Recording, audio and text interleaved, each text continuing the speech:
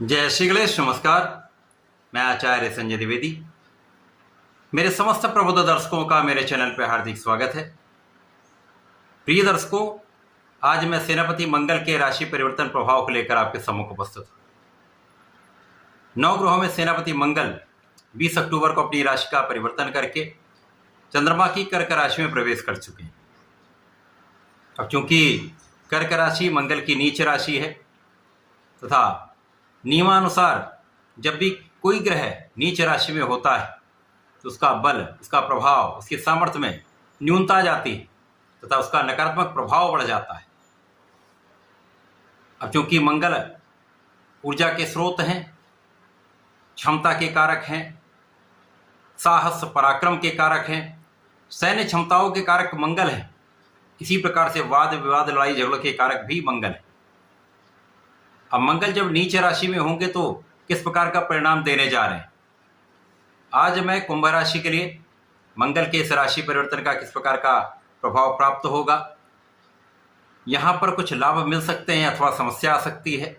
यदि समस्या है तो उसका क्या निराकरण है, संपूर्ण विश्लेषण मैं पूर्ण तर्क के साथ करने जा रहा हूं। प्रिय दर्शकों, इस राशिफल को आप अपने लग्न तथा राशि दोनों के अनुसार देख सकते हैं। कुंभ राशि के लिए मंगल पराक्रमेश है तथा आपके कर्मेश है। पराक्रमेश तथा कर्मेश का गोचर आपके षष्ठम भाव में हो रहा है। क्योंकि षष्ठम भाव रोग ऋण शत्रु का भाव है, एक तृक भाव है। तृक भाव में मंगल नीच राशि में होंगे। यद्यपि कर्क राशि चंद्रमा की राशि होने के कारण यहाँ पर चंद्रमा का जो नित्य परिवर्तन होता था प्रत्येक 2.5 दिन में, ये अपनी राशि का भी परिवर्तन कर लेते हैं, जिसके कारण कम से कम 12 दिन ये केंद्र के भाव में होते हैं। जब भी ये केंद्र के भाव में होंगे तो मंगल का नीचत्व भंग हो जाएगा, तो ये नीच भंग राजयोग का लाभ प्रदान करेंगे।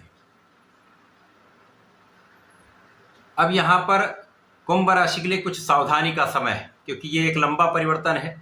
20 अक्टूबर से प्रारंभ होकर ये 21 जनवरी 2025 तक चलने वाला है। यहाँ पर मंगल कर्क राशि में होकर वक्री होंगे, उसके पश्चात एक राशि पीछे जाएंगे, पुनः कर्क राशि में आएंगे। इस प्रकार से एक लंबा परिवर्तन होने वाला है।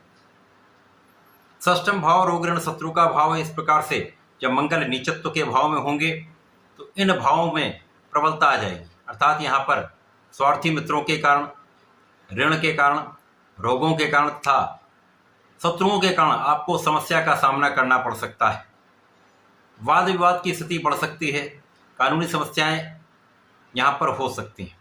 इसलिए इस समय में आपको बहुत सजग रहना है, बहुत सावधानी से अपने कार्य को संपादित करना है। किसी भी प्रकार के स्वार्थी मित्र को अवॉइड करिए, उनसे दूरी बना लीजिए।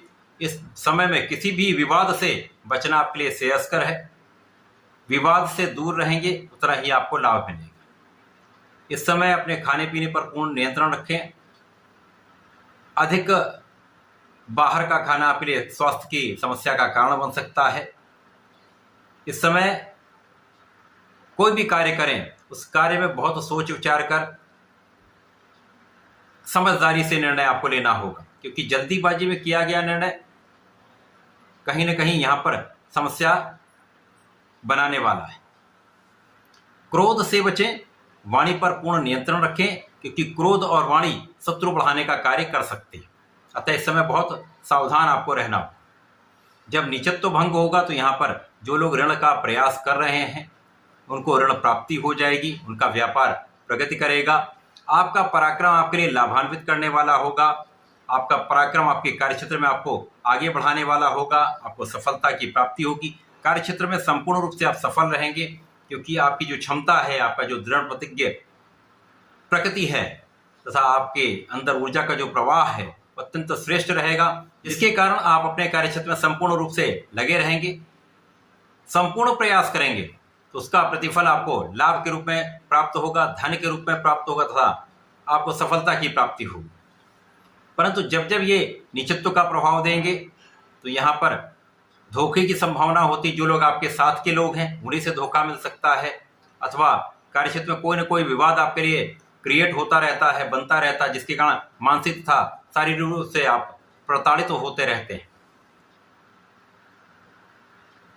कार्यक्षेत्र में कहीं ना कहीं कोई अवरोध या विवाद आपको आगे बढ़ने से रोकता है।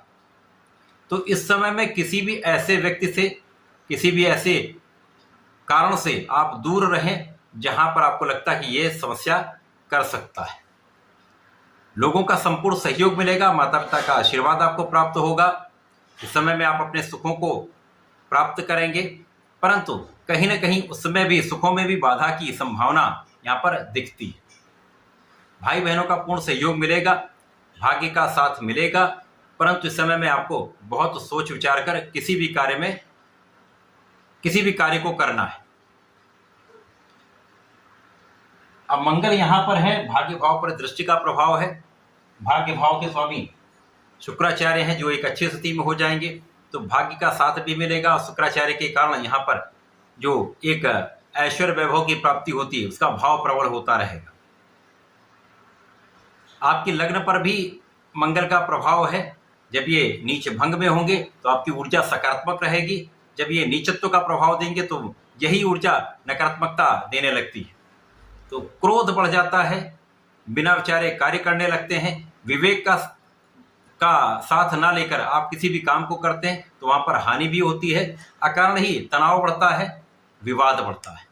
परंतु जब ये नीच भंग काल योग बनेगा तो आपको इसी ऊर्जा से सर्वश्रेष्ठ लाभ मिलेगा, लोगों का संपूर्ण सहयोग मिलेगा, आपकी ऊर्जा आपको आपके कार्यक्षेत्र में संपूर्ण रूप से सफल करने वाली, सर्वश्रेष्ठ लाभ देने वाली हो। तो कुल मिलाकर ये जो मंगल का राशि परिवर्तन है, मिला जुला प्रभाव देने वाला है, क्योंकि ये षष्ठम भाव का है। यहाँ पर किसी भी प्रकार से आपको किसी को भी धन उधार नहीं देना है।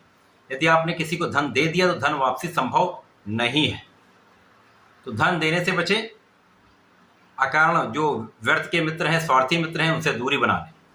तो इस समय में सावधानी से आप चलेंगे तो कोई बड़ी समस्या नहीं होगा, कोई बड़ी हानि का योग नहीं बनेगा।